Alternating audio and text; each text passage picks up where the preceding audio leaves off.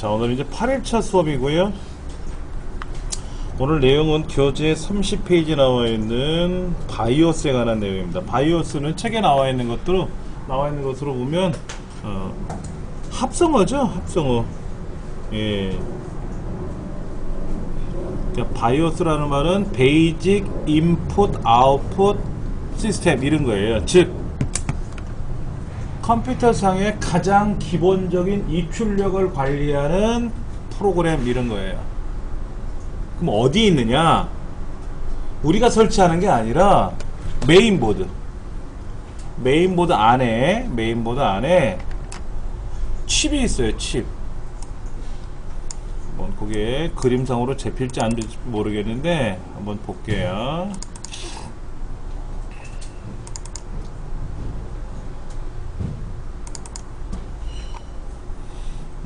메인보드 상에 그게 안 나올 수도 있어요.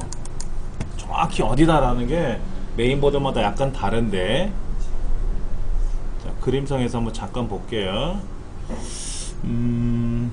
여기 바이오스라고 하는 것이 안 보이고, 좀 확대해서 보면은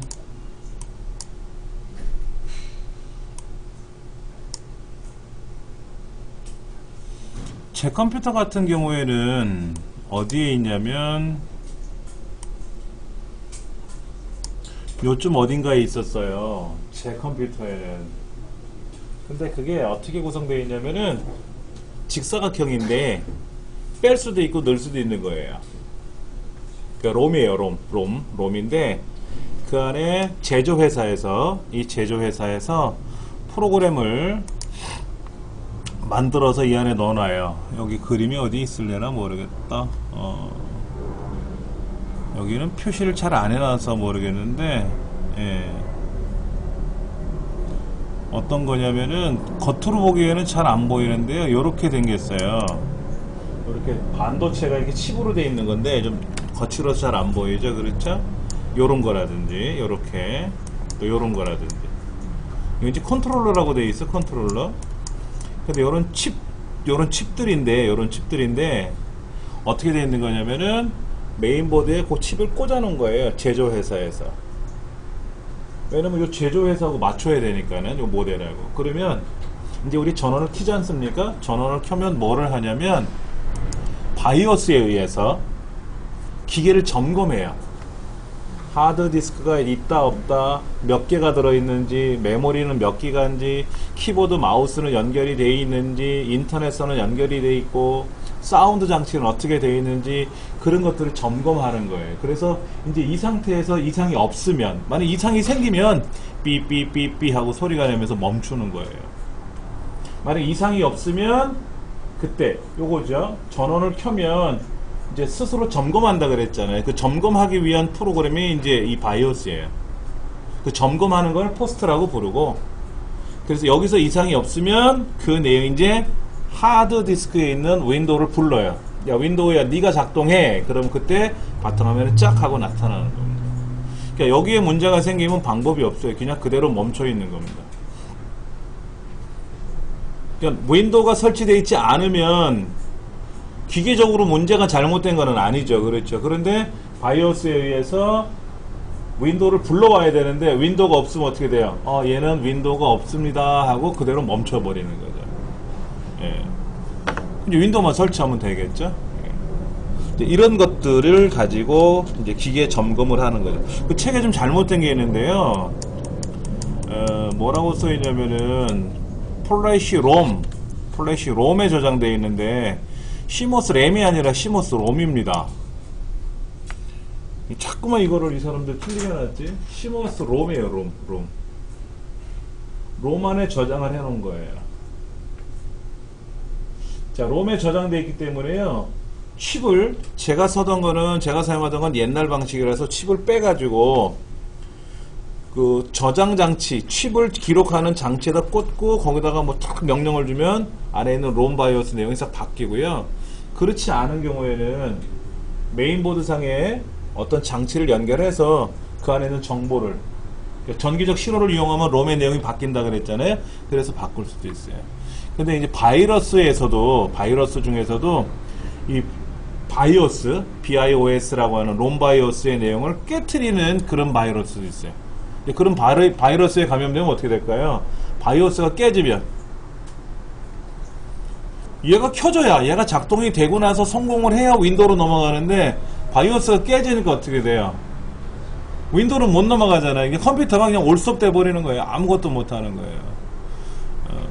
제가 2번이 그랬는데 롬 바이오스가 깨져갖고 2번을 제가 고생을 했는데 그게 바이러스 때문에 그런 건 아닌 것 같고 하도 기계를 뜯었다 뺐다 하니까 안에서 말썽이 났겠지. 몸살이 나고. 하여튼 그래서 갔어요. 용산에 갔는데 제조회사가 메인보드는 우리나라에 생산 못합니다. 메인보드는 대부분이 거의 다 대만에서 생산해요. 대만. 중국에 생산하는 게 대만에서 보통 생산을 해요. 그래서 대만에서 생산은, 그러니까 제조회사들은 대부분이 미국이나 대만이나 우리나라도 있는데 공장이 다 대만에 있어요. 그래서 거기서 생산한 거를 우리나라 가져오는 거예요. 수입을 하는 거죠. 근데 수입업체가 없어지면 AS를 못 받아요. 근데 제가 사용하던 이제 메인보드는 수입업체가 없어진 상태라서 AS가 안 되는 거죠. 그럼 방법이 뭐예요? 그 롬 하나 깨진 것 때문에 기계를 통째로 바꿔야 돼요. 부속이 없으니까. 근데 용산에 가면요, 그런 것만 전문적으로 수리하는 데가 있습니다. 갔더니 10,000원만 됐어요. 10,000원 되고 다 고쳤어요. 롬만 고치면 되니까. 그래가지고 컴퓨터가 잘 돌아가다가 그렇게 해서 11년, 그 컴퓨터 11년 쓰고 그 메인보드는 저 캐비넷에 있어요. 아직 그때 고장난 거. 근데 지금 잘 돌아가는 메인보드고요. 근데 좀 너무 오래됐죠. 11년 전에 샀으니까. 그리고 지금으로 하면 13년 됐을 거예요. 13년 전에 산 거고. 지금은 이제 다시 중고로 다시 재조립해가지고 쓰고 있어요. 잘 돌아가니까. 자, 펌웨어라고 써 있어요. 펌웨어. 펌웨어는 뭐냐면은요, 하드웨어, 소프트웨어 중간이라고 보시면 돼요. 포유류도 아니고, 조류도 아니고, 들짐승, 날짐승도 아닌 박쥐 같은 거. 그런 거죠. 뭐냐면, 우리 그 MP3 플레이어 있잖아요. MP3 플레이어. 한 번쯤 사용해 보셨죠? 노래 듣는 거. 거기에, 기계는 하드웨어죠? 기계는 하드웨어예요? 근데 우리가 MP3 노래만 거는 넣어주면 노래를 들려주잖아요. 그렇죠? 그럼 소프트웨어가 들어있죠? 그 기계 안에 소프트웨어가 들어있으니까 작동되는 거잖아요. 자동차 같은 경우는 드륵드륵 전기적 신호만 주면은 엔진이 움직이니까 작동되는 거니까 소프트웨어적인 게 없어도 작동은 돼요. 요즘 자동차는 좀 다르겠지만은. 근데 디지털 피아노 같이 분명히 기계인데 프로그램이 담겨져 있잖아요. 그 안에 뭐 소리 내는 여러 가지 그런 거. 그런 것들이 반도체로 돼 있단 말이에요. 그 반도체 안에 기계인데 프로그램이 담겨져 있는 반도체잖아요. 그렇죠? 그런 걸 펌웨어라 그래요. 스마트폰도 펌웨어죠? 스마트폰도 펌웨어예요. 스마트폰 안에 들어있는 회로, 그 프로그램도 다 펌웨어고, 전자사전. 대표적인 펌웨어죠. 하드웨어 안에 소프트웨어가 담겨져 있는 거니까는. 우리 컴퓨터 안에는 많아요, 그런 거. 예. 자, 그 다음. 하드디스크를 연결하는 방식이 나와 있는데요. 지금은 이런 방식 안 씁니다. 지금은요, 요 방식에다 뭐를 추가하셔야 되냐면은, 여러분, 병렬 방식과 직렬 방식이 있어요. 직렬 방식. 어느 게 빠를까요? 병렬은 한꺼번에 가는 거고 직렬은 순서대로 가는 거예요. 당연히 병렬이 빠르죠. 그런데 좀 세련되고 빠른 직렬을 한번 만들어 보자 하는 거예요. KTX 같은 경우는 직렬이에요. 고속도로는 병렬이지만 KTX는 직렬이에요. 가는 기차, 오는 기차 한 선로만 있으면 대신에 많이 싣고 가잖아요. 그렇죠. 빠르잖아요.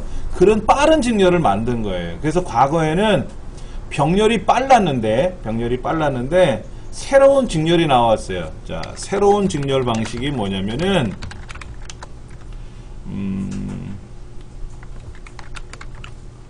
시리얼 ATA 방식이라 그래서 SATA 방식이래요. SATA 방식.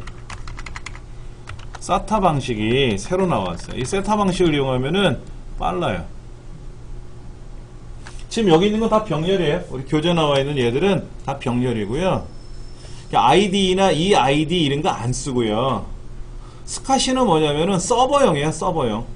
서버용인데 이 서버용도 불편하고요. 그래서 지금은 SATA 방식의 하드디스크나 DVD 장치를 쓰고요. 그 다음에 이 스카시라고 하는 서버용 하드 방식인데 이것도 SAS 방식이라는 걸 써요. 그러니까는 이 방식에서 SAS 방식으로 이제 변천이 된 거죠. 변천. 그러니까 스카시 방식은 병렬이고 SAS 방식은 직렬이라고 보시면 돼요. 근데 저거는 뭐 우리 시험에는 요건 안 나올 것 같고요. 얘는 안 나올 것 같고, SATA 방식이라고 하는 거는 지금 다 SATA 방식, 지금 거의 다 100%다 SATA 방식일 겁니다. 우리 강의실에 있는 하드디스크, DVD 장치도 다 SATA 방식이고요. 제가 사용했던 13년 전에 조립했던 제 컴퓨터도 하드디스크가 다 SATA 방식이에요. 그때서부터. 그러니까는 이 ID나 ID 방식은 지금 찾아보기도 어려워요. 이건 아주 오래된 장치다. 근데 중요한 거는 2개, 4개, 7개 이렇게 돼 있어요. 그 개수를 시험에 낼 수 있는데 사실은 이걸 개수로 시험에 낸다고 하면 시대착오적인 방식이지. 지금 쓰지도 않는 걸 뭐하러 개수를 물어볼 거예요. 그러면 SATA 방식은 몇 개를 연결할 수 있느냐? 메인보드마다 달라요. 요즘 나오는 메인보드는 기본이 4개, 좀 좋은 건 6개, 8개 달라요. 제가 쓰는 걸 보니까는 6개더라고요. 6개. 제가 지금 사용하고 있는 조립 제품이 그러니까 새거가 아니라 이제 쓰던 거를 조립을 한 건데, 예, 괜찮아요. 근데 보니까 6개를 꽂을 수 있어요. 하드디스크나 DVD 장치 6개씩. 그러니까 개수는 안 물어볼 수 있다라는 거 기억하시면 될 것 같아요. 자, 업그레이드는 뭔지 아시죠? 업그레이드가 있고요. 그 다음에 또 뭐가 있냐면 다운그레이드도 있어요. 다운그레이드. 모르고 윈도우 10으로 업그레이드 했어. 모르고. 그러면 이제 제거를 하겠죠. 그러면 다시 윈도우 7로 돌아오겠죠. 그럼 뭐 다운그레이드라고 하죠. 어려운 건 아니겠죠. 그렇죠? 그러니까 업그레이드는 뭐다? 올라가는 거고, 다운그레이드는 내려가는 건데, 윈도우 7에서 윈도우 8, 윈도우 8에서 윈도우 10 이런 건 업그레이드고, 하드를 500기가 쓰다가 1000기가로 쓰고 2000기가로 쓰고 이러면 업그레이드가 되는 거고, 뭐 그런 거죠. 한글 2007 쓰다가 한글 2010으로 바꾸면 업그레이드가 되는 거고. 자, 지금 여기 소프트웨어 업그레이드는 뭐냐면은요, 내가 새로운 버전을 사면 돼요. 구매하면 되죠. 돈 주고 사면 돼요. 그 다음에 통신망에서 다운받아 쓰는 것도 있죠. 그러니까 업그레이드가 있고 업데이트가 있어요. 업데이트는 조금씩 바꾸는 거라고 보시면 되고, 업그레이드는 뭐야? 왕창 바꾸는 거라고 보시면 되죠. 예.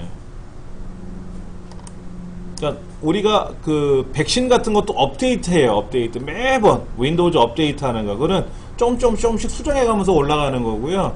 업그레이드라는 거는 한글 2007을 쓰다가 한글 2010, 한글 2010을 쓰다가 한글 2014 이렇게 해서 완전히 프로그램이 바뀌는 거를 그렇게 생각하시면 됩니다.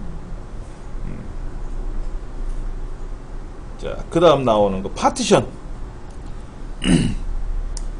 파티션은 뭐냐면은요, 칸막이에요. 칸막이. 파티션이란 단어가 칸막이에요. 우리 사무실 가면은, 병원 가면은 그런 거 있죠. 간이용 칸막이 같은 거 이렇게 세워놨잖아요. 그 파티션 친다 그래요. 사무실에도 이렇게 벽을 쌓아놓은 게 아니라 이렇게 쭉 천 같은 거로 갖다 대거나, 이렇게 아니면 사람 어깨 높이 정도만 이렇게 나눈 거 있단 말이야. 그 파티션이라 그래. 그럼 뭐냐면 보통 하드디스크를 사서 하드디스크가 보니까 500기가예요. 500기가바이트가 너무 큰 거라 이거를 예를 들어서 200기가 100기가로 나눠 쓰자. 나누어서 사용하자 이거죠. 그러면 요거는 이제 우리가 말하는 C 드라이브가 되는 거고, C 드라이브가 되는 거고, 예. 얘는 D 드라이브가 되는 거고, 얘는 E 드라이브가 되는 거예요. 우리 강의실이 이렇게 해놨어요. 나눠놓고 쓰는 거예요. 그래서 여기서 C 드라이브는 윈도우를 설치해놓고, 프로그램 설치해놓고, D에는 데이터 집어넣어놓고, E 드라이브에는 비상용으로 쓰고, 뭐 이런 식으로 안방, 건너방 쓰는 거죠. 집을 하나 샀는데, 아파트에 입주를 했더니 보니까 안방, 뭐 건너방, 뭐 이렇게 거실 나눠져 있더라 이거. 이렇게 파티션이에요. 그러니까는 원룸 그럼 뭐야? 집이 한 채인데 방이 하나죠. 투룸 그럼 뭐야? 집은 한 채인데 방이 두 개죠. 얘는 3룸이네. 방을 3개로 나눠놨으니까. 예. 그럼 왜 나눠서 쓸까 하는 거지. 왜 나눴을까? 물리적인 디스크를 논리적으로 나눠 쓰자 이거지. 집은 한 채인데 방을 여러 개 나눠서 쓰자. 따로따로 보관하려고 그래요. 따로따로. 윈도우하고 프로그램이 돌아가는 C 드라이브 따로 두고, 데이터를 보관하는 D 드라이브를 따로 두고, 따로따로 두자 이거지. 그리고 또 하나, 파티션이 서로 다르면 윈도우를 운영체제를 서로 다르게 설치할 수가 있어요. 현재 우리 C 드라이브에는 윈도우 7이 설치되어 있지만 D 드라이브에 윈도우 10을 설치할 수도 있어요. 두 개를 설치할 수 있는 거죠. 파티션이 3개면 어떻게 된다? 운영체제를 3개를 설치할 수가 있는 거예요. 예. 그러니까 파티션이 하나의 드라이브예요. 하나의 드라이브. 그러니까는 우리 집에 방이 5개가 있는데 방을 하숙을 줄 수 있죠. 월세를 줄 수 있단 말이야. 첫 번째 방은 누구네, 두 번째 방은 누구네, 이런 식으로 하숙을 할 수 있죠. 근데 첫 번째 방 하나를 가지고 두 집 살림 못 한단 말이야. 하나의 디스크 안에다가 C 드라이브 안에다가 윈도우도 설치하고 뭐 리눅스도 설치하고 이게 두 가지 설치를 못 하는 거죠. 오로지 하나씩 설치할 수 있다. 하나의 파티션에는 하나의 운영 체제를 설치할 수 있다. 그래서 이 파티션을 나눌 수도 있고 합할 수도 있고 그래요. C 드라이브가 너무 큰 거야. 1000기가 그대로 쓰고 있는 거야. 그러면 나눠서 500 나눠 쓸 수도 있고, 또 100 보니까 200기가인데 100 나눠 쓰고 있는 거야. 에이, 하나로 합쳐버리자. 그럼 하나로 합칠 수도 있고. 예, 가능해요. 자, 근데 하다 보면 항상 그렇죠. 우리 집은 너무나도 커서 좋아요 라고 하는 집도 있겠지만 살다 보면 어때요? 우리 집이 계속 비좁아진단 말이야. 왜? 살림이 늘어나니까. 이제 사람들은 불필요한 짐들을 없애면 집에 여유 공간이 생기는데, 컴퓨터는 어떻게 될까요? 사용하다 보면은 용량이 자꾸 모자라게 돼요. 파일을 저장하게 되면은. 그때 외장 하드디스크를 둬서 거기다 따로 보관한다든지 할 수도 있지만은 어떻게 하면 좋겠냐 하는 거죠. 자, 첫 번째 나오는 게 뭐냐면 자주 사용하지 않는 자료들이 있어. 애들 성장 앨범, 어릴 적에 성장했던 찍었던 사진들이 자주는 보겠지만 용량이 많이 차지해. 그러면 얘를 외장 하드디스크나 DVD에다가 따로 복사해서 보관해 두고 이렇게. 그 다음에 한글 2007도 설치하고 한글 2010도 설치하고 한글 2014도 설치해놨어. 근데 한글 2014만 쓰고 있어. 한글 2007은 안 써. 그럼 한글 2007 지우면 되잖아요. 프로그램 안 쓰는 건 제거해버리면 된다고. 필요하면 또 설치하면 되니까. 그 다음에 휴지통도 비우고. 디스크 정리라는 거 우리 배웠었어요. 그렇죠? 그 디스크 정리를 통해서 뭐 하자? 불필요한 것들은 다 없애버리자. 템포러리 파일이라든지 이런 것도 다 삭제해버리자. 예. 그런 말들이 나와 있습니다. 페이지 넘기시면 이제 메모리 용량이 부족하면 어떻게 되냐. 메모리는 뭐예요? 자, 이걸 아셔야 돼요.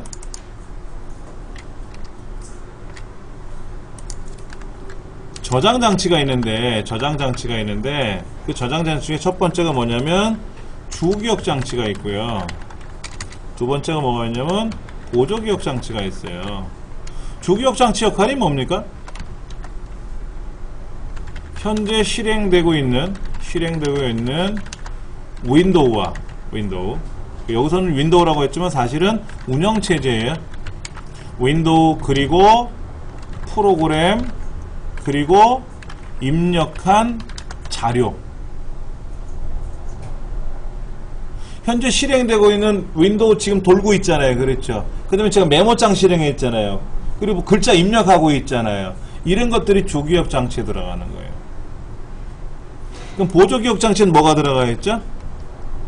설치되어 있는 설치되어 있는 운영체제. 여기서 이제 윈도우라고 그냥 할게요. 윈도우 운영체제인데, 그 다음에 프로그램.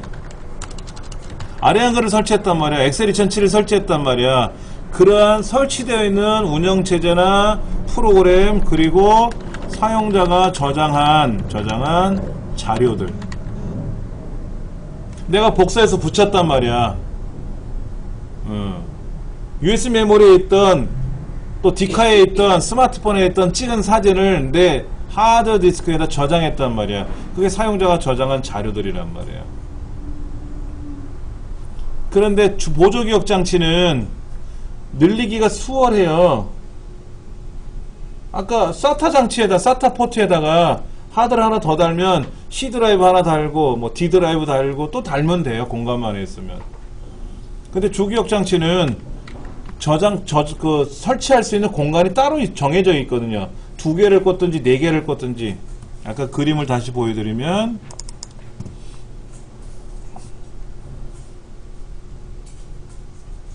자, 여기 있는데요. 여기 지금 검정색하고 파란색이라고 된 부분이 있어요. 검정색, 파란색. 여기 이제 메모리가 연결되는 곳입니다. 이 그림에서는 검정색, 파란색 이렇게 되어 있는, 하늘색.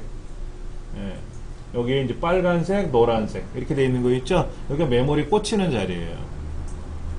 근데 메모리를, 저는 지금 제 컴퓨터에는 4개가 다 꽂혀 있어요. 더 이상 못 늘려요. 예를 들어 2기가짜리 4개를 꽂으면 8기가가 되는 거죠.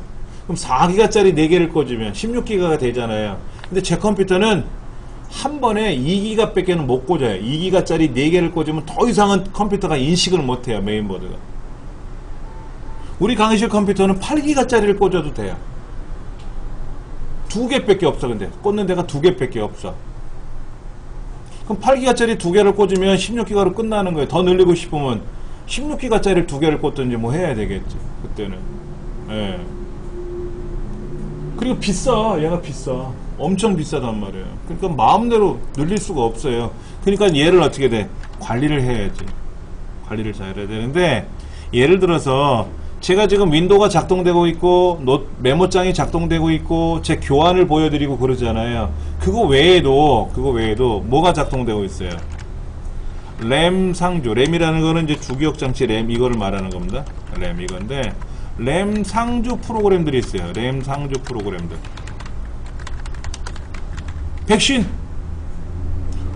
백신을 실행해놨잖아요. V3 라이트나 알약을 실행해놨잖아요. 얘는 주기억 장치에 있는 거예요. 그 다음에 짠짜라짠 소리가 나잖아요. 사운드 장치가 돌고 있단 말이에요. 그 사운드 장치도 주기억 장치에서 움직이고 있는 거예요. 그러니까 이런 램 상주 프로그램들을 관리하지 못하면 주기억 장치는 항상 부족한 거예요. 그러니까는 내가 들고 다니는 내 옷에 그냥 기본적으로 입고 있는 내 옷에 주머니가 있는데 주머니 공간이 많지 않잖아요. 또 꼭 필요한 거면 주머니에 넣어야지. 뭐 백에다 매면 좋은데 백은 보조기억 장치라고 보시면 돼. 그러니까는 여기다가 뭐 도시락 같은 거를, 물병 큰 거를 주머니에 넣고 다닐 수가 없단 말이야. 꼭 필요한 것만 갖고 다녀야지. 뭐 교통카드라든지 지갑 같은 것만. 그런 것들을 잘 관리해야 돼. 보조기억 장치는 용량 확보가 좀 수월하니까 디스크 관리만 잘하면 되고, 얘는 디스크 관리를 잘하면 용량을 확보하기가 쉽다라고 하는 거고요. 주기억 장치는 램 상주 프로그램들을 잘 관리해야 되기 때문에, 램 상주 프로그램들이라고 하는 거는 대표적인 것들이 이제 뭐 백신이라든지 이런 것들이 있죠. 이런 걸 잘 관리해야 돼요. 관리 못하면 이제 뭐 힘들어져요. 자, 지금 이 강의실 컴퓨터 메모리가 2기가예요. 2기가. 근데 한번 보여드릴게요. 현재 주기억 장치 요만큼 쓰고 있어요. 여기다 제가 포토샵을 실행하면 어떻게 될까요? 막 올라가. 공간이 모자라죠. 엑셀도 실행하고 파워포인트 실행하고 아래 한거 실행하고 인터넷 창을 막 10개씩 열어놓으면 어떻게 되게 계속 부족해지는 거죠. 그러면 책에 뭐라고 써있냐면은 불필요한 프로그램을 종료해라 이거지. 포토샵 하지도 않는데 포토샵을 계속 실행해놓고만 있는 거야. 인터넷 창에 지금 내가 검색하고 있고 하나는 전자우편 보고 있으면 창 2개만 있으면 되는데 뭐 블로그 들어가서 잔뜩 열어놓고 보고 있고 그래서 1시간 동안 봤더니 블로그는 보지도 않고 있는 거야. 그럼 빨리 닫아야지. 그런 것들이 메모리 관리를 잘해야 되는 거야. 사용하지 않는 프로그램들 다 닫아야 돼요. 그 다음에 이제 그래도 안 되면 어떻게 돼요? 나는 항상 포토샵을 써야 돼. 근데 포토샵 실행하면 메모리가 부족하다고 나와. 그러면 메모리를 늘리는 수밖에 없죠. 그때 돈 주고 사서 늘려야지 뭐. 예. 그러니까는 요즘 노트북이나 데스크탑을 구매를 한단 말이에요. 그럼 이제 간혹 저한테 이제 자문이 와요. 어떤 컴퓨터를 사야 좋습니까? 그러면 카탈로그를 가져오세요. 그러지. 삼성이나 LG나 뭐 이런 제품의 카탈로그를 가져오시면 제가 이제 체크를 해드려요. 요 제품, 요 제품, 요 제품. 가격이 어떤 건 비쌀 거고 어떤 건 저렴할 거고 제가 체크해드리면 가서 어떤 상황에 따라서 금액에 따라 달라질 수 있으니까 구매하시면 되겠습니다. 제가 백날 말로 해도 안 돼요. 어려워요. 저보고 어떤 사람이 자동차 어떤 거를 사면 좋겠다라고 잔뜩 얘기해주면 못 알아들어요. 왜? 전 자동차에 대해서 몰라요. 근데 컴퓨터는 잘 알거든. 누가 컴퓨터에서 얘기하면 다 알아들어 웬만하면. 그래서 사람마다 다르잖아요. 그렇죠? 네, 그래서 제가 이제 그렇게 체크해 드리는데 일단 메모리가 용량이 큰 걸 좋아요. 메모리 8기가짜리 이런 거 있으면 돌아가고 좋거든. 우리 강의실도 8기가 이러면 좋은데 돈이 비싸니까. 그렇죠? 자, 그 다음 49쪽에 보니까 49쪽이 아니라 49번에 보니까는 그런 말이 나오네요. 소프트웨어에 대한 분류. 가장 우리가 많이 사용하는 게 이제 아래 한글, 뭐 MS 엑셀, 파워포인트 뭐 이런 거잖아요. 윈도우. 기본적으로 윈도우가 돌아와야죠. 윈도우도 어떻게 돼요? 돈 주고 사는 거예요. 삼성이나 LG나 이런 브랜드 제품들은 윈도우를 설치가 되어 있지요. 그 기계값이 포함되어 있어요. 그러니까 비싼 겁니다. 근데 저는 윈도우를 사놓은 게 있어요. 제가 몇 개 사놨어요. 쓰려고.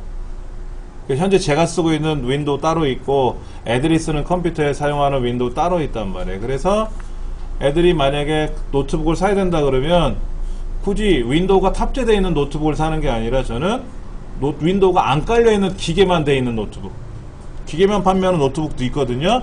그거를 사서 윈도우를 제가 설치하면 되거든요. 그거를 해가지고 사용하면 되니까. 이런 거를 우리는 상용 소프트웨어라고 한다. 돈 주고 사서 쓰는 거. 그 다음 쉐어웨어는 뭐냐면은요, 일정 기간 써보세요. 그런 거예요.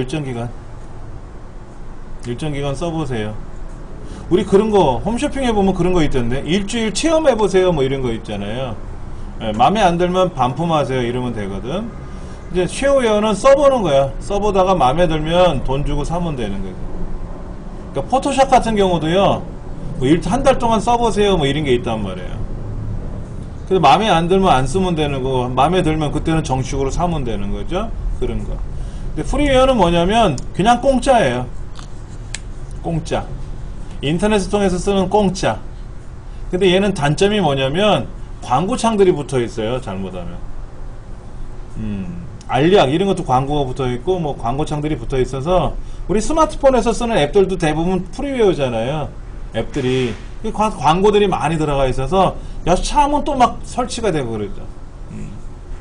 자, 프리웨어보다 더 좋은 건 뭐냐면요, 오픈소스라 그래서 오픈 소프트웨어라 그래서 공개 프로그램이라고 하죠. 이거는 프로그램을 개발할 때 그 프로그램 소스가 있어요. 소스.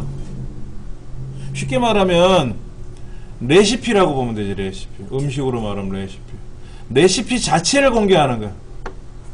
이대로 하면 됩니다 하고 프로그램 자체를 그냥 내가 만든 제품을 공짜로 쓰세요가 아니라 프로그램을 어떻게 개발하는지 자체 소스, 그거를 주는 거야. 그럼 그거를 가지고 우리가 고쳐 쓰면 되는 거예요. 고쳐 쓰면. 근데 외국에서는 이게 인기가 많아요. 공개 소프트웨어가요. 기업에서도 무진장 많이 합니다. 이걸 가장 잘하는 기업이 어디냐면은 구글이에요.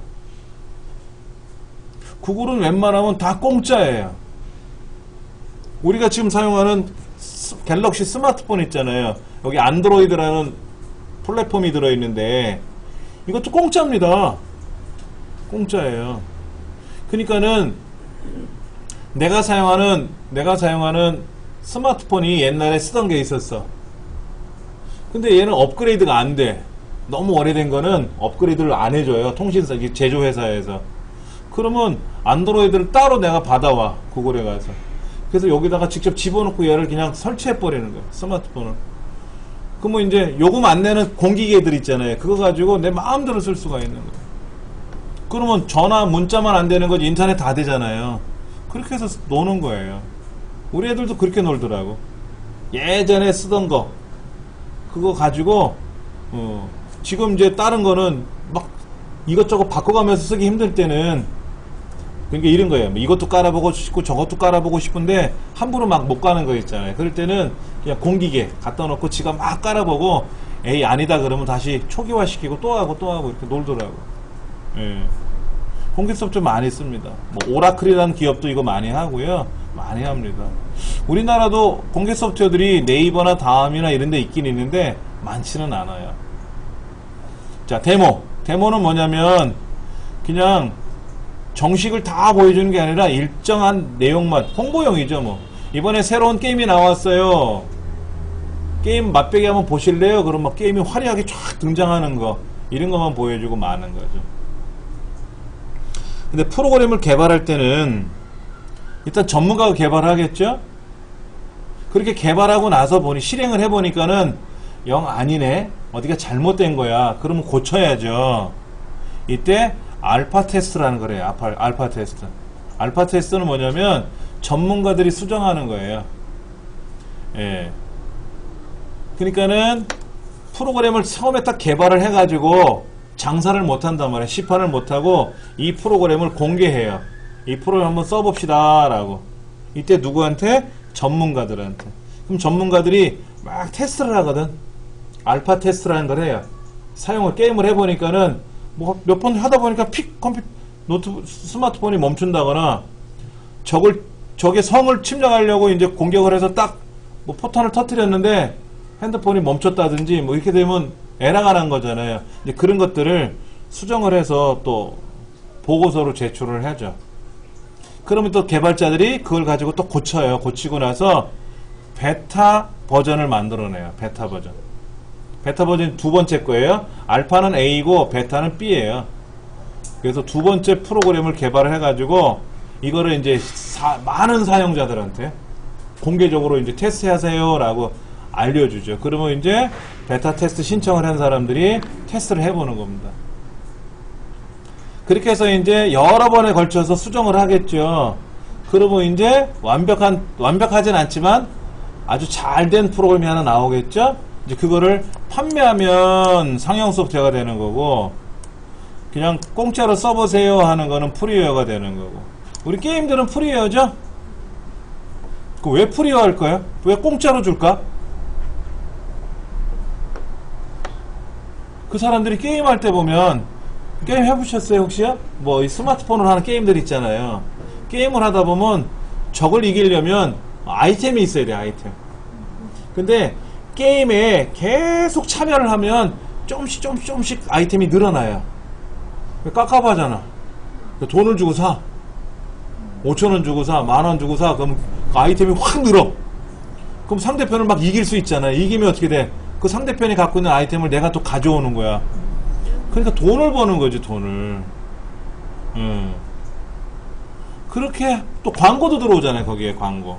그러니까 프로그램을 개발해서 광고 장사도 하고요. 그 다음에 그런 아이템들. 이런 걸 또 판매하기도 하고. 예. 그런 거를 이제 하는 것 때문에 공짜로 이제 보통 많이 하고요. 아리안글이나 엑셀은 만에 광고도 없고 아무것도 없으니까 돈 주고 사서 쓰기만 하면 되는 거죠. 자, 그 다음에 이제 패치 버전이라고 나와 있어요. 패치 버전은 뭐냐면 프로그램이 완성이 돼서 이제 사용하고 있는데 큰 문제가 발생했어요. 그러면 이거야. 옛날 양말에 뒤꿈치 구멍 나면 어떻게 돼요? 뭐 천 대고 꼬매서 신었잖아요. 했지 않습니까? 그렇게 붙여 고치는 거, 붙이는 거. 이걸 패치한다 그래요. 옷에 구멍이 나면은 버리지 말고 거기다 천을 대고 기워서 꼬매서 입었잖아요. 그렇게 하는 걸 패치라 그래요. 우리 파스 붙이는 거 있잖아. 어디 아프면 파스 붙이잖아요. 그 파스도 패치라 그래요. 패치. 예. 그러니까 패치 버전은 뭐냐면 프로그램의 일부가 잘못되거나 어디가 했을 때 걔를 업그레이드 하거나 업데이트를 하기 위해서 프로그램을 받아와야 되거든요. 그거를 패치 버전이라고 보통 부른다.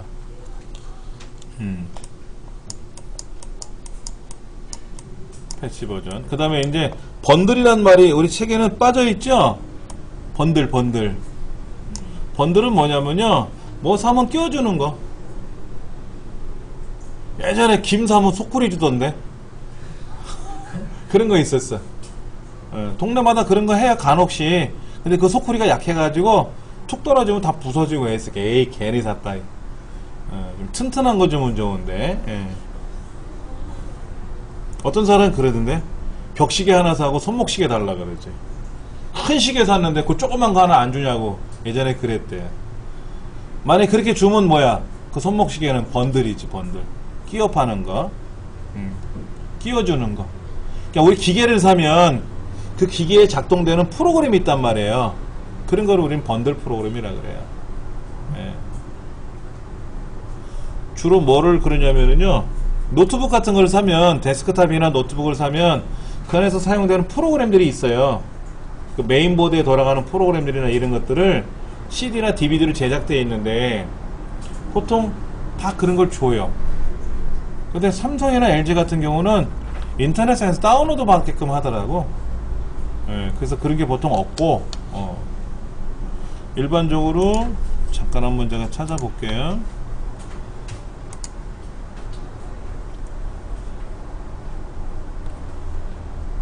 자, 한번 보여드리면 요거예요. 지금 이 메인보드인데요. 메인보드인데 요 뒷면이 이게 이제 뒷면이에요. 컴퓨터 뒷면.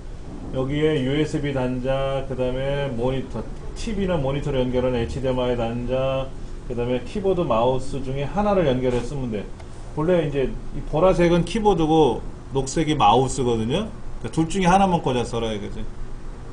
대부분 USB 단자 많이 있으니까 USB 단자에다 마우스, USB형 마우스 있잖아요. 그거 꽂으면 돼요. 인터넷선 연결하는 장치 여기 하나 있고, 그 다음에 사운드 장치 있죠. 사운드 장치 이런 것들이 있고, 여기 이제 밑으로 내려가면은 이제 이거는 이제 크리스탈 사운드라고 하는 거고, 짠짜라짠 소리를 내는 장치인데, 이런 장치를 윈도우를 설치하면 윈도우가 이 장치를 100% 알아들으면 되는데 못 알아들을 수도 있잖아요. 플러그 앤 플레이라는 기능 우리 배웠잖아요. 이 안에 기계를 자동으로 인식하기는 해요. 근데 인식만 했지 작동이 안 될 수도 있거든. 프린터를 사면 프로그램 준단 말이야. 왜? 그 프로그램이 있어야 프린터를 돌리거든. 작동이 되거든. 이제 그런 것들을 우리는 드라이브라 그래. 드라이브. 하드웨어를 작동시키는 프로그램. 메모를 하나 해드리면 하드웨어를 작동시키기 위해서 운영체제 이제 윈도우라고 보통 부르죠. 운영체제에 설치하는 프로그램, 이거를 우리는 뭐라고 하냐면 드라이버 그래. 드라이버.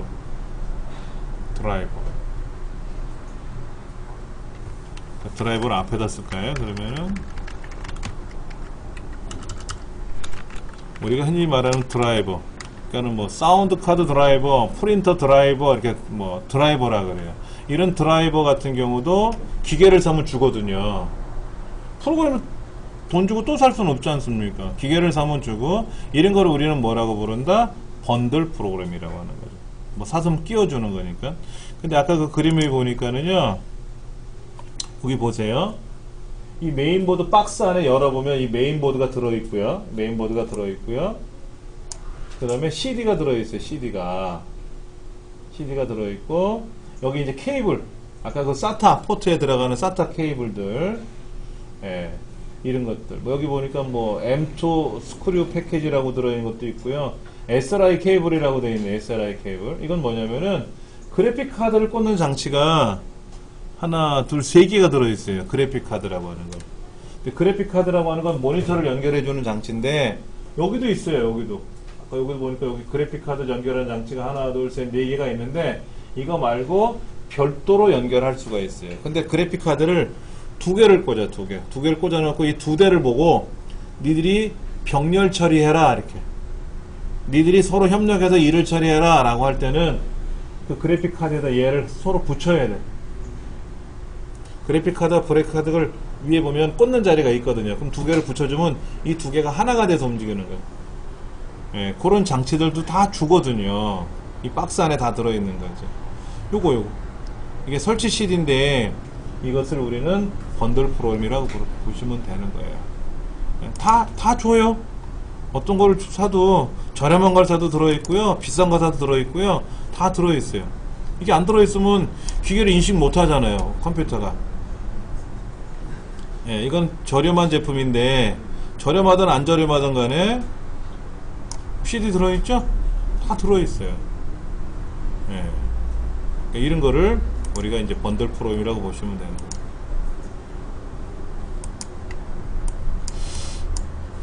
자, 그럼 프로그래밍은 바이러스라든지 윈도우라든지 아래 한글이나 엑셀이나 이런 것들은 과연 어떻게 개발할까 이거야. 어떻게 개발할까? 뭔가 개발을 했으니까 작동되는 거잖아요. 그렇죠? 근데 프로그램마다 다 작성하는 언어가 달라요. 예를 들어서 미국 사람하고 대화하려면 영어를 해야 되는 거고 러시아 사람하고 하려면 러시아 말을 배워야 되는 것처럼 어떤 언어를 배우면 그 언어를 할 수 있는 프로그램들이 있어요. 예를 들면 우리 앱 개발하는 것 중에 갤럭시 계열의 스마트폰에 앱을 개발하는 거를 배우시려면 반드시 자바라는 언어를 배워야 돼요. 그 다음에 이찬진 씨가 아래 한글을 처음에 개발했잖아요. 바로 C라는 언어를 개발을 했어요. C라는 언어를. 이런 언어를 알아야 돼요. 이런 언어를 알아야만이 이거를 개발을 하는 거예요. 근데 또 아이폰에 있는 앱들은 오브젝트 C라는 언어가 따로 있어요. 이 C 말고 다른 거. 그런 걸 또 따로 배워서 공부를 해야 돼요. 근데 이게 굉장히 어렵습니다. 그냥 설렁설렁 대충 배우는 게 아니라 학원에 가면, 전문 학원에 가면은 뭐 6개월 과정. 9시부터 저녁 5시까지 6개월 과정. 뭐 이렇게 500만원. 그렇게 배워요. 대학에서는 보통 4학기 배워요. 4학기. 자바 2학기 배우고 안드로이드 앱 개발하는 거 2학기 배우고 기본적으로 4학기를 배워요. 근데 그렇게 배우는 것보다는 전문 학원에 가서 배우는 게 그 사람 전문적으로 교수님들이 실력이 있으시겠지만 교수님들이 개발하는 거를 안 하거든. 개념을 설명하시는 거지. 그러니까 전문적인 거를 내가 배워서 업을 잡으려면 대학에서 배워야 되겠지만은 일반 학원에서 배우는 것도 많이 하더라고요. 저도 다 배워봤어요. 다 배워봤는데 어려워요. 쉽지 않아요. 예. 자, 그리고 이제 처음에 프로그램을 개발할 때는, 처음에 프로그램을 배울 때는 구조적 언어라는 걸 먼저 배우고 그 다음에 이제 객체 지향 언어라는 걸 배우고 이렇게 언어에도 종류가 있어요. 예를 들면 우리가 그림을 그린다 그러면 뭐 크레용이나 이런 것처럼 뭐 그리는 도구가, 그 다음에 물감 같은 거로 그리는 거 있고 다 다른 것처럼, 예, 사용 방법이 좀 다르는데 구조적 언어라는 건 뭐냐면 시작 뭐하고 끝 이렇게 배우는 거예요. 이렇게. 근데 요즘 프로그램은 시작해서 끝나는 게 없어요. 항상 작동되고 있는 거거든. 우리 앱들이 그래. 앱들이 예를 들어서 우리 학교 성적 처리하는 거 있죠. 성적 처리는 어떻게 돼요? 학생들 시험 보면 OMR 답안지 걷어들여가지고 시험이 다 끝나고 나면 집어넣고 나서 성적을 읽어드리죠. 그 사람이 OMR 입력한 거를 읽어드려서 아무개는 몇 점, 평균이 몇 점, 그래서 석차가 몇 점, 그리고 시험 끝나면 성적 처리 끝나지 않습니까? 이런 걸 할 때는 구조적 언어로 개발을 해요. 그런 성적 처리 프로그램들은. 근데 여기 보면은 언어들 중에 우리 앱 중에 보면 그런 거 있잖아. 버스 정류장 위치 파악해주고 뭐 이런 거 있지 않습니까? 버스가 몇 시에 언제 오는지 뭐 이런 거 하는 거. 얘네들은 객체지향 언어라는 거를 배워요. 자바라는 언어로. C, 뭐 C# 뭐 이런 거, C 플러스라든지. 좀 달라요, 언어가. 개발하는 언어가. 그 다음에 이제 비주얼 프로그래밍 언어라는 게 있는데, 자, 제가 그림을 한번 그려드릴게요. 자, 제가 이렇게 여기서부터 선을 그릴 거예요. 선을 이렇게. 진짜 선 못 그린다. 자, 선을 그렸어요. 여기서부터 시작해서 여기까지 선을 그렸어요. 얼마나 굵기로 그렸잖아요. 그럼 제가 어떻게 그리냐면 빨간색 선택하고 직선 선택해서 이렇게 하면 직선이 그려지잖아요. 그럼 이걸로 끝나는 거야. 이렇게 하는 게 비주얼 언어가 그래. 근데 제가 배웠던 시점에는 어떻게 했냐면은 처음 위치가 여기죠? 처음 위치가 여기였어요. 여기. 끝나는 위치가 이쪽에 있었어. 색깔은 빨간색이고 굵기는 어떤 색, 어느 정도의 두께가 있었잖아요. 그러면 키보드로 명령을 걸어요. 좌표 A라는 지점에서 좌표 B라는 지점으로 어떤 색깔에 얼마나 두께로 선을 그렸습니다. 라고 명령을 그려요. 그리고 실행을 하면 선이 쫙 나타나. 제일 힘든 건 뭐냐면 원 그리는 거. 원을 그리는데 원을 제가 이제 이렇게 그렸잖아요. 그러면 위치가 어딘가를 봐야 돼. 중앙이 어딘지. 정중앙이 여기다 이거야. 여기. 그러면 가로 세로 비율이 있잖아요. 정원은 아니잖아. 그럼 비율이 어떻게 되고 두께가 어떻게 되고 해서 빨간색으로 원을 그렸습니다 하고 프로그램을 다 입력을 해야 돼요. 그래서 실행해 봤더니 웬걸 여기 그려졌네? 그럼 다시 고쳐서 일로 와야 되잖아. 그런데 비주얼이라는 언어는 비주얼 계통의 언어들은 원을 그려놓고 프로그램 변환하고 버튼만 누르면 얘가 프로그램으로 쫙 나와요. 그럼 복사해서 붙이면 돼. 되게 편해. 내가 일일이 키보드로 쓰는 게 아니라 알아서 프로그램이 나온다. 그러니까 비주얼 프로그램들은 되게 배우기가 쉬워요. 뭐 비주얼 베이직, 비주얼 C++, 뭐 델파이, 파워빌더 이런 것들이 있다더라 하는 것만 기억하시면 되고요. 시험에 잘 나오는 거 뭐냐면 객체지향 언어. 얘가 시험에 잘 나와요. 그 중에 자바, 뭐 C++ 이런 건 아주 시험에 단골로 나옵니다. 너무 걱정 안 하셔도 돼요.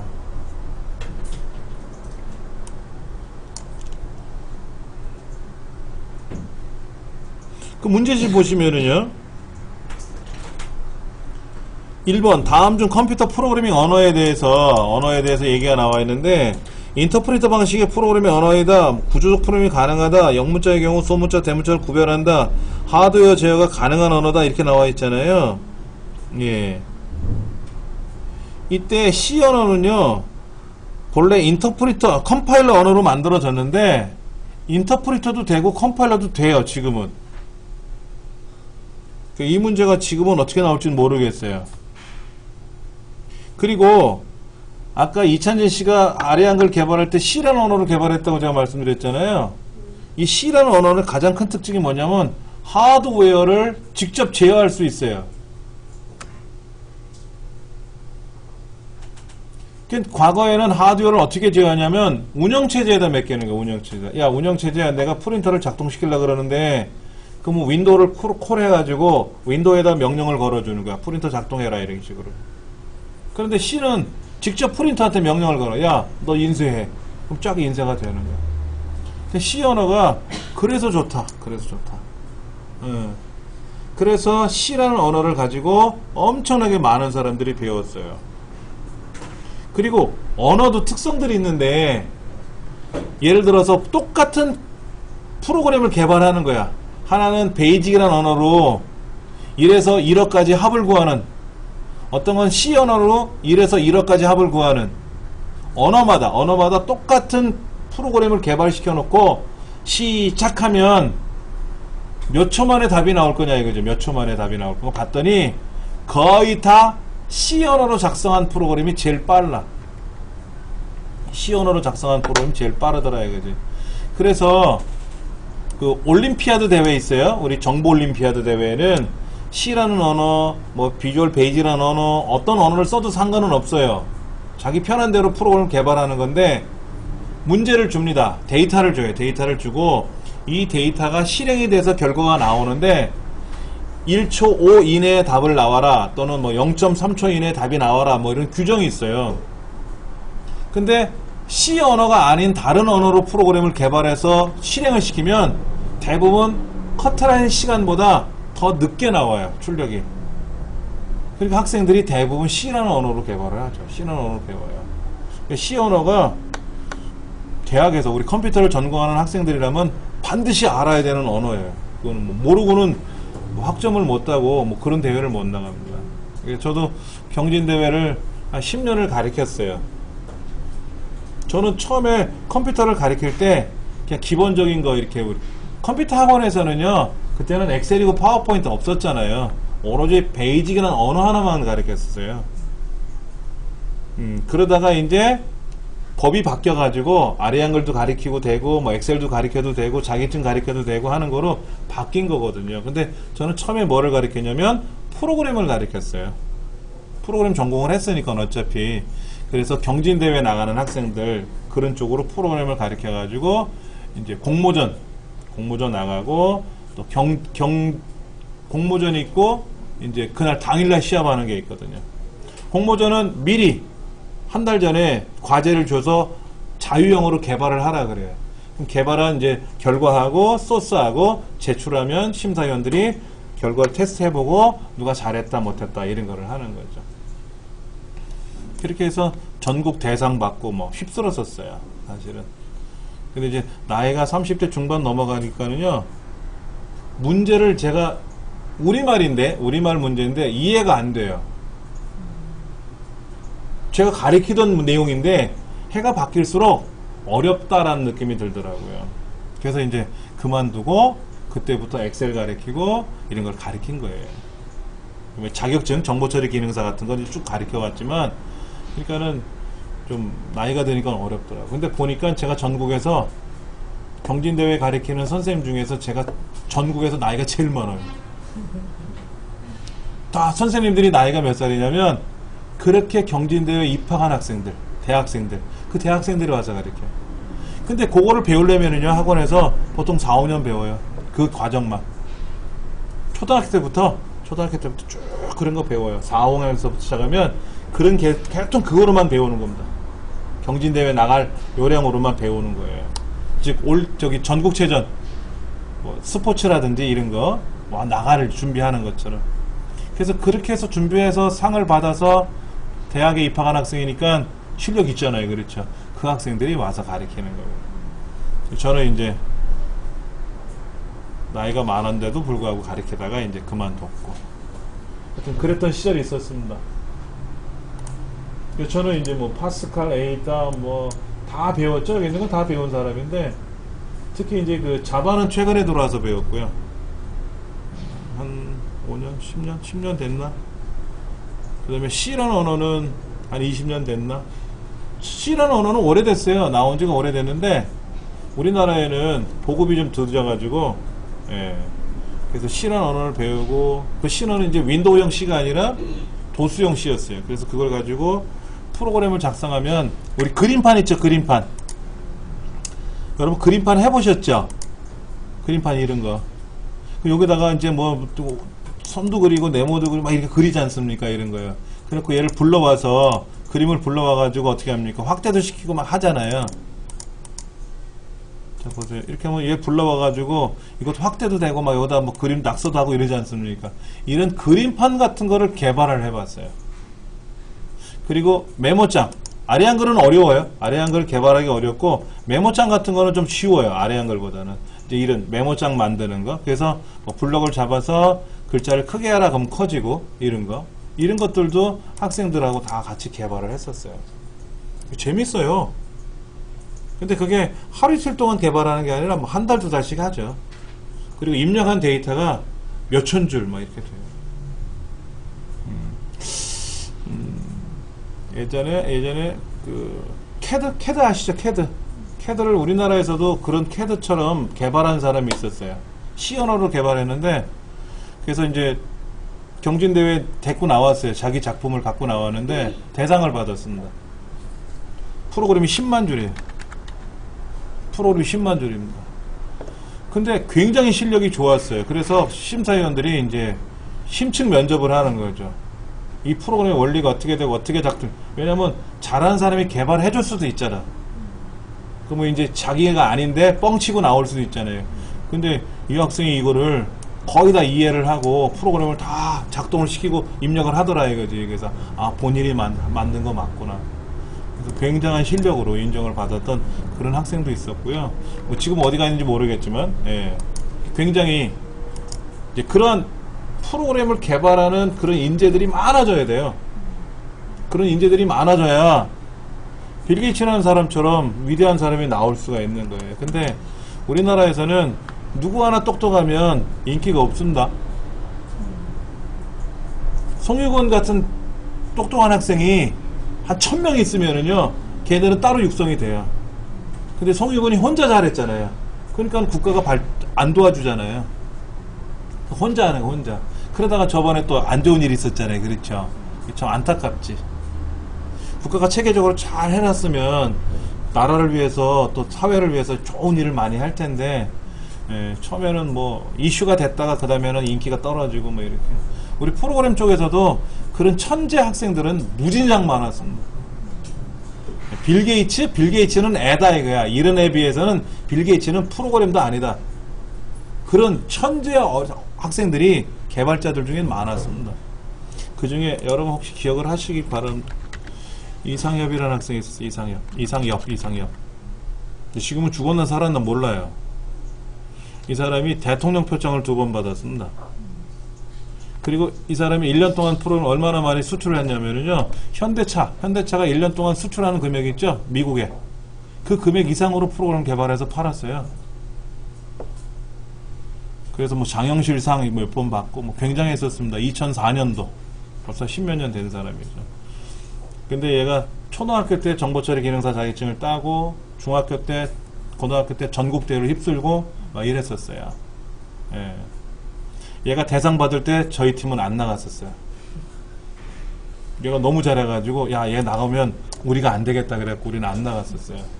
그리고 그 후로는 다 저희 팀에서 대상을 받았고요. 제가 가르쳐가지고. 그런 학생도 있었습니다. 예. 자, 다음 시간에 이제 운영체제에 관한 내용을 좀 설명드릴 거예요. 운영체제는 뭐냐면, 윈도우가 개발이 된 건데, 윈도우 전에 도스라는 시절이 있었어요, 도스. 그 도스나 이런 것들이, 또 도스 이전에도 있었죠. 여러 가지 시설, 프로그램들이 있었단 말이에요. 그런 것들이 어떻게 발전이 됐으며 하는 것들을 설명을 드릴 거고요. 34페이지로 가시면 이제 언어를 번역하는 과정이라든지 그 다음에 또 나오는 것이 이제 프로그래밍 언어의 종류가 나오고요. 그 다음에 이제 통신으로 넘어갑니다. 통신. 35페이지는 통신이에요.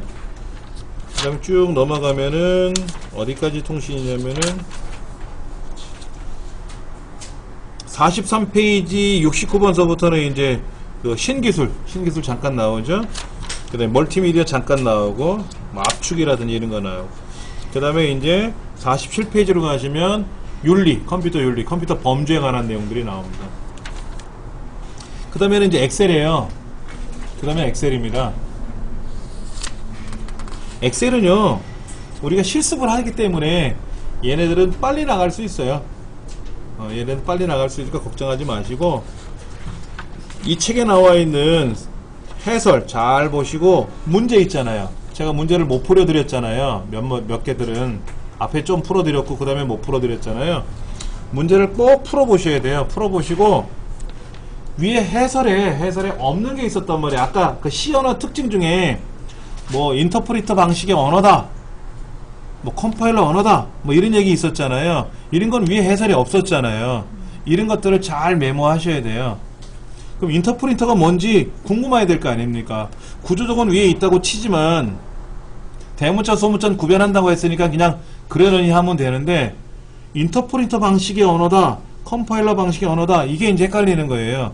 뒤에 가면 나오지만 이럴 때 여러분들은 이런 걸 체크해 가지고 네이버에다가 인터프리터 방식, 뭐 컴파일러 방식 한 번씩 검색해 보세요. 그래서 들어도 헷갈릴 수는 있습니다. 그러면 그래도 한번 보고 오는 거하고 전혀 안 보고 오는 거하고 달라요. 예, 한 번씩 보고 오시면 저는 상관없어요. 어차피 전 설명하면 되니까. 근데 여러분들이 빨리 이해해야 되실 거다 분명히. 예, 그런 것만 남겨놓고 잠깐 쉬는 시간 갖고 나서 2교시 할게요.